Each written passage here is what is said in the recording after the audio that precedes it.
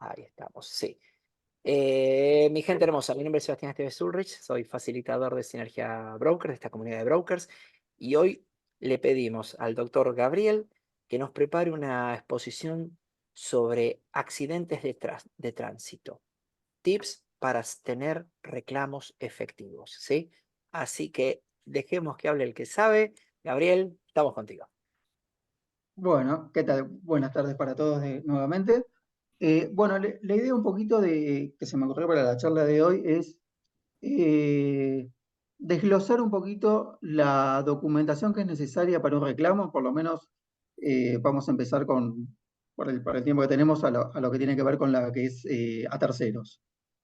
Para ver algunas cuestiones que nos pueden o complicar la documentación, o a veces el cliente tiene alguna situación irregular, distintas situaciones que estaría bueno aclarar como para ver ante cada caso cómo enderezarlo o qué cosas tener en cuenta para que la documentación esté correcta y no tener problemas a futuro.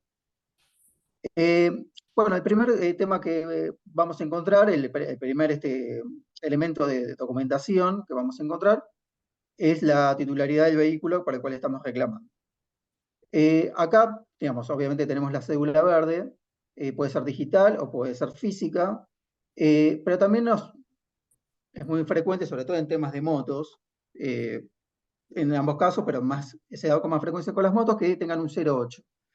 Es importante que en el caso de que no haya hecho la transferencia y tenga el 08, que esté firmado y que esté completo. Porque muchas veces dan el 08, pero simplemente tiene los datos del el vendedor. Muchas veces porque después quieren hacer la transferencia y quieren dejarlo en blanco.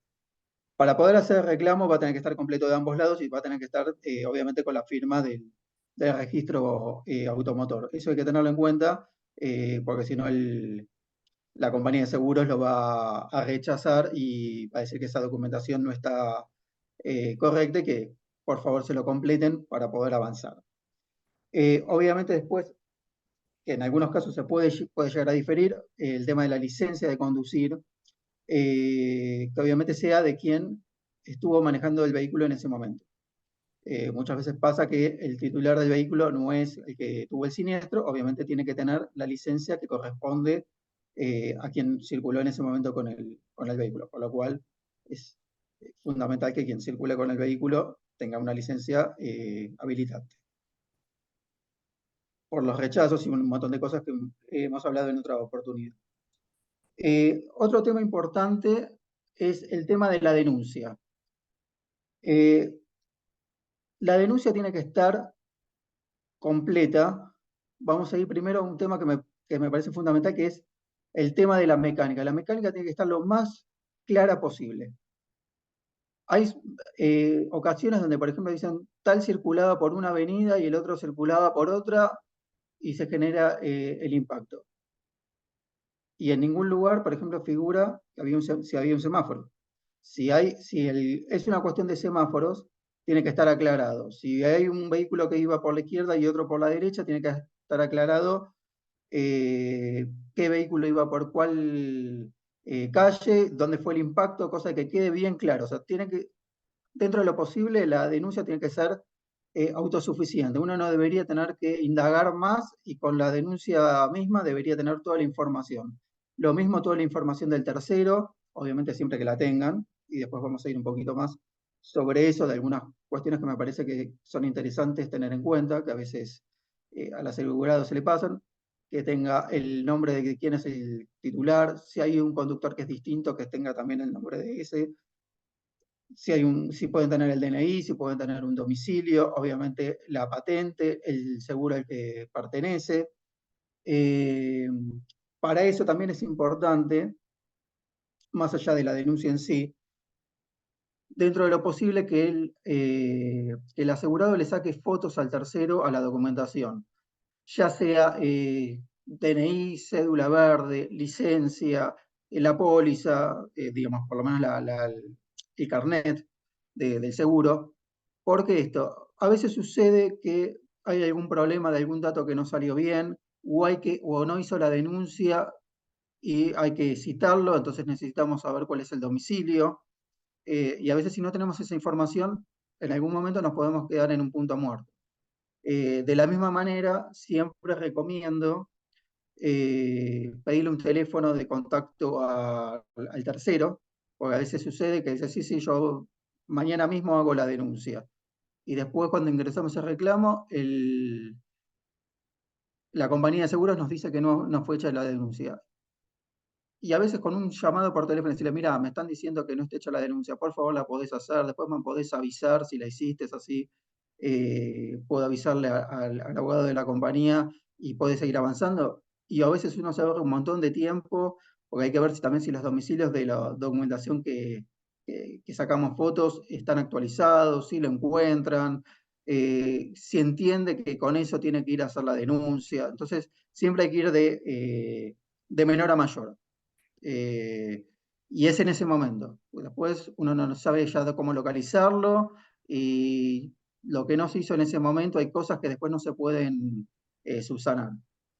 Del mismo modo también eh, hay que tener en cuenta cuando si es un vehículo con semirremolque, de sacarle los datos a la unidad tractora y al semirremolque.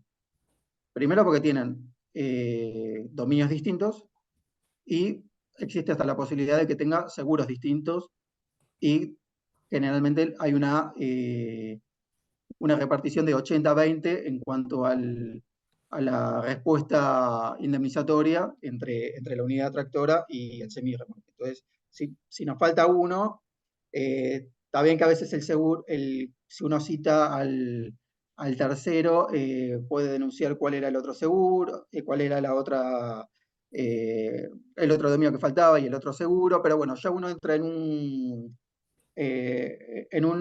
una situación que uno la podría evitar. Entonces, hay que tenerlo en cuenta en ese momento, por si llega a presentarse un caso donde hay un camión con semirremolque. Otro tema también a tener en cuenta es el tema del certificado de cobertura. Eh, Varias cosas a tener en cuenta. El certificado de cobertura uno tiene que, porque muchas veces sucede, entiendo que a ustedes no les va a suceder eso, pero muchas veces los clientes, cuando son particulares, suelen tener ese problema y uno lo tiene que volver a pedir, es que vean la fecha de vigencia. La fecha de vigencia va a decir de un periodo tal a tal otro, el siniestro tiene que estar adentro de ese periodo. Eso por un lado. Pero no solamente eso, uno tiene que ver que la fecha de emisión sea posterior a la generación del siniestro. Porque puede ser, no sé, que haya sacado un certificado de cobertura del mes pasado y este mes haya cambiado las condiciones. Las haya mejorado o las haya empeorado, lo que fuera, pero no son las mismas. Entonces, la compañía de seguros va a solicitar que no solamente que sea dentro del periodo de vigencia, sino que la fecha de emisión sea posterior al siniestro para que sea 100% real, que esas son las condiciones y que no pueda haber ningún lugar a duda de que algo se haya modificado. Otra cosa que hay que tener en cuenta, a ustedes les va a suceder menos, porque ustedes son productores de seguros, pero puede suceder en algún caso donde haya un problema de falta de pago, un problema de falta de cobertura financiera. En ese caso va a haber que reemplazar tanto la denuncia como el certificado de cobertura por una nota que nosotros generalmente se las elaboramos y se las mandamos a los clientes para que la firmen, para evitarles cualquier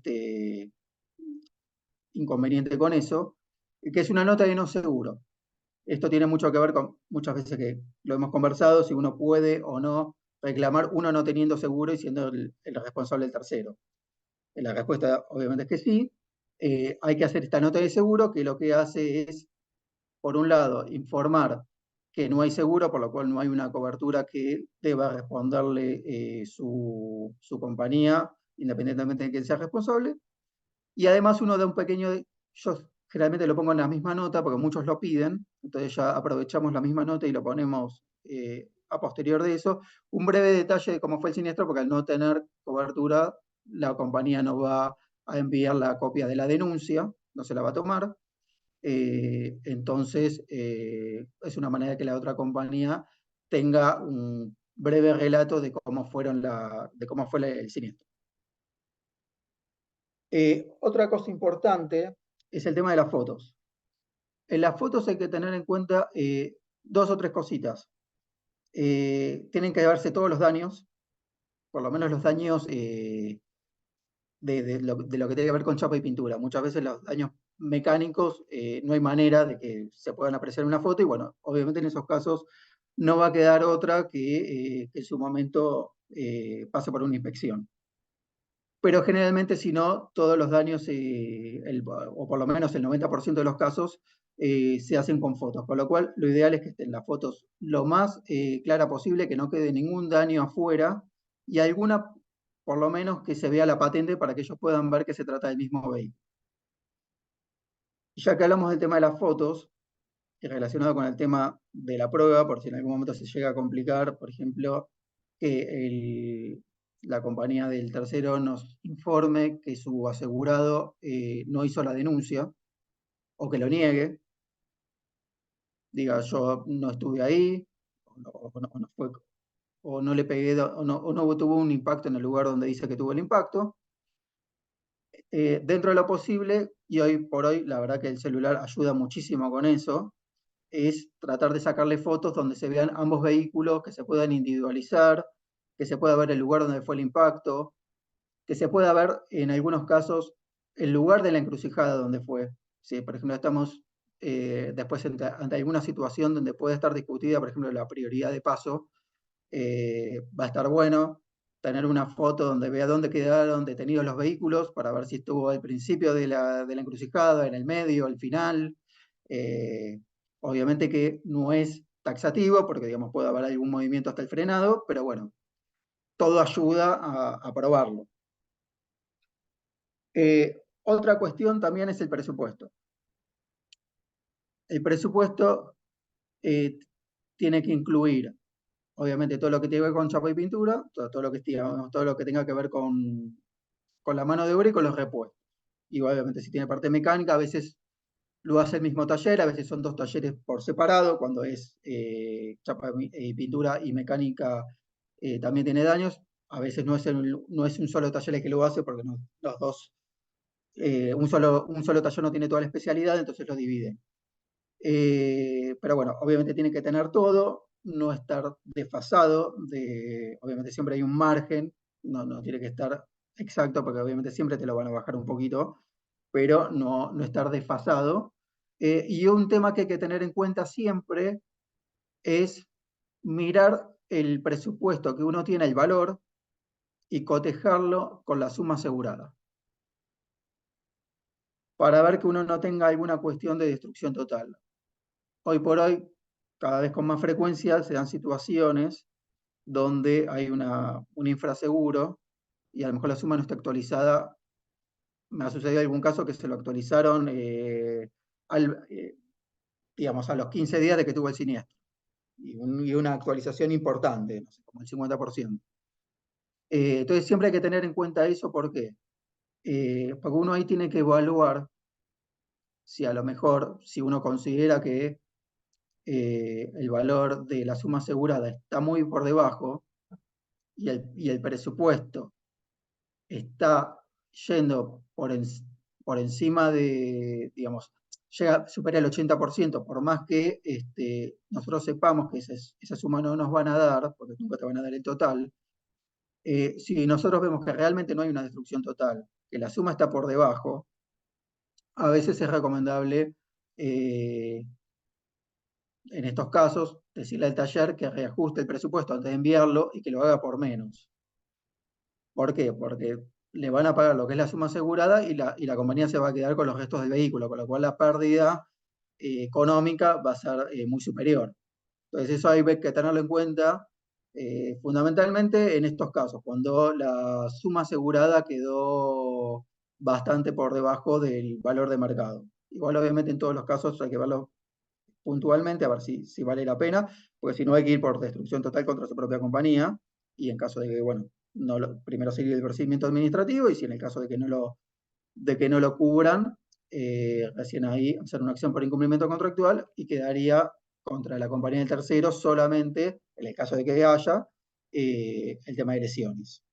Entonces eso hay que evaluarlo para ver qué es lo que conviene. Hay que verlo caso por caso, porque como les digo, no se puede hacer una generalidad, pero esas son cosas que tienen que tener en cuenta. Otra cuestión es si se presenta algún caso donde hay lesiones, sobre eso, antes de comentar la documentación como debería ser, es importante siempre preguntarle si tuvo lesiones y ver cómo fue el siniestro. En esos casos, muchas veces es necesario que nosotros indaguemos un poquito y lo asesoremos. Porque muchas veces dicen, no, fue un pequeño golpe, la verdad que no tuve nada, apenas un pequeño dolor. Si por el tipo de lesión corresponde, digamos, que por lo menos tenga una cervicalgia, un politraumatismo, siempre es ideal que vaya a una consulta médica. Bueno, siempre es ideal que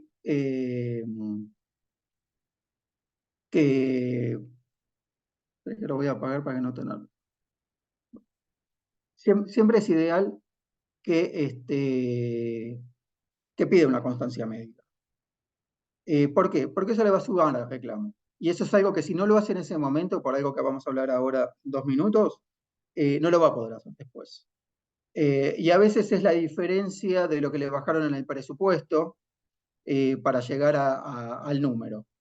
Es, obviamente siempre que sea una lesión leve, digamos, hablamos cervicalgia, politraumatismos.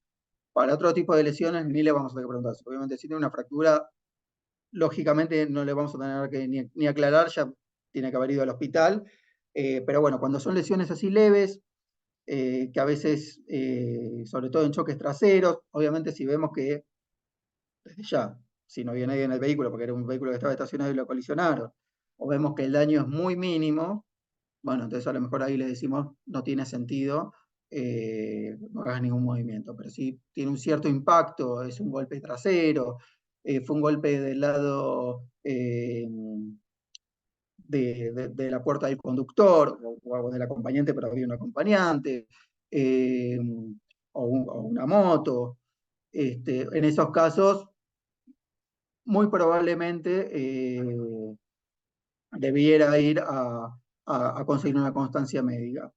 Sobre ese punto, para que lo tengan en consideración en la compañía, es importante que la primera constancia de atención sea de fecha o del siniestro o como máximo 72 horas después. O sea, no más de eso, porque ahí se pierde lo que se llama el nexo causal. O sea, van a decir que, bueno, se lastimó por cualquier otra circunstancia, pero no por este siniestro. Ahora, ¿qué sucede? Muchas veces la primera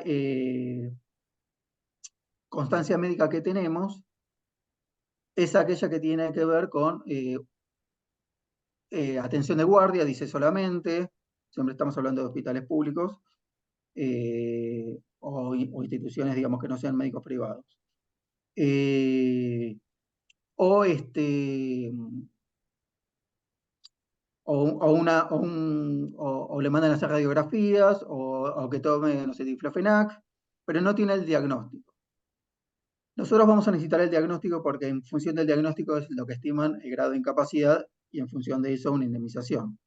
Pero si nosotros tenemos la primera constancia, que es de la fecha del siniestro, que sea alguna de estas circunstancias que le marqué, primera atención médica, en guardia, que se vaya a hacer una radiografía, que tome tal medicamento, después nosotros tenemos tiempo, siempre que sea razonable, o sea, que sea dentro de los siguientes días, o sea, no que vaya un mes y medio después, eh, para completarla con una diagnóstica. Incluso uno podría, si se le complicó y no se lo quieren dar en el hospital o en la institución pública donde uno se presentó, uno podría tal vez ir a un médico privado y completar otra constancia donde diga el diagnóstico.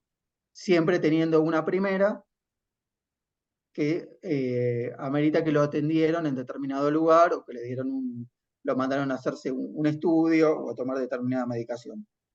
Eso sumado a una medicación perdón, a una constancia médica posterior que tenga el diagnóstico, aunque no sea del mismo lugar, va a tener validez y lo más probable es que le terminen otorgando alguna suma por ese concepto. Entonces, no hay que perder la oportunidad y tratar dentro de lo posible de obtenerla. Eh, Eso es básicamente lo más importante que hay que tener en cuenta.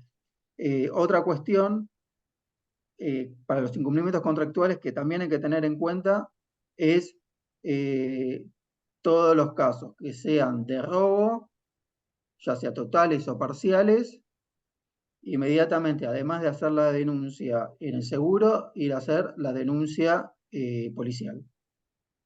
Eso le da cierta veracidad, además de ser parte de la documentación que te van a exigir, es parte de la veracidad digamos, si uno lo hace muy a posteriori, ya empieza a generar sospechas. Entonces, aunque a lo mejor no haya motivo, simplemente haya sido una cuestión de, de pereza, no sé, negligencia en hacerla. Así que eso también es una cuestión que hay que tener en cuenta, porque como verán, hay cuestiones que se pueden hacer con un cierto tiempo, pero hay cosas eh, que, que no.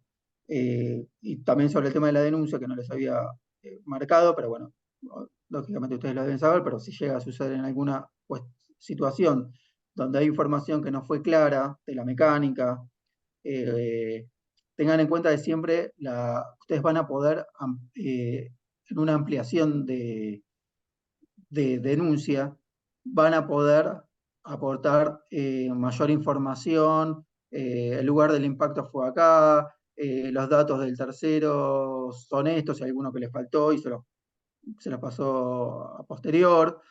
eh, pero si la denuncia está mal redactada, muy difícilmente con una ampliación la puedan subsanar.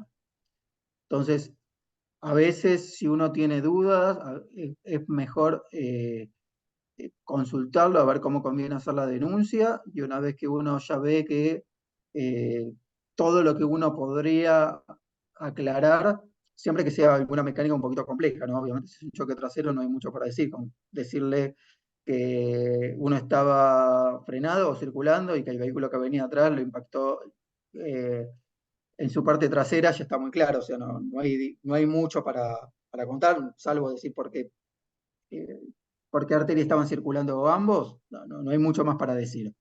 Pero a veces sí, y por ejemplo, si la cuestión pasa porque el tercero, perdón, porque el asegurado este, había pasado más de la encrucijada y la prioridad de paso se encontraba cedida, eso es una información que tiene que estar, uno después no puede ir y ampliar eso porque parece como que uno la quiso se dio cuenta que no iba y después uno la quiso cambiar para ver si por forceps entraba. Eh, Ese es un ejemplo que se me ocurre, pero así con cualquier circunstancia que pueda ser una mecánica más discutida, más compleja o que no se entienda bien, siempre lo ideal es antes de hacer la denuncia, revisarla y obviamente nadie tiene la palabra santa al respecto, pero uno baja las probabilidades de que después se pueda llegar a frenar por ese motivo. Así que bueno, eso es básicamente un poquito lo que me pareció lo más importante, sin apabullar, de la información que creo que deberían tener en cuenta. Muy bien. Gracias, Gaby. Corto No, grabación, ¿sí?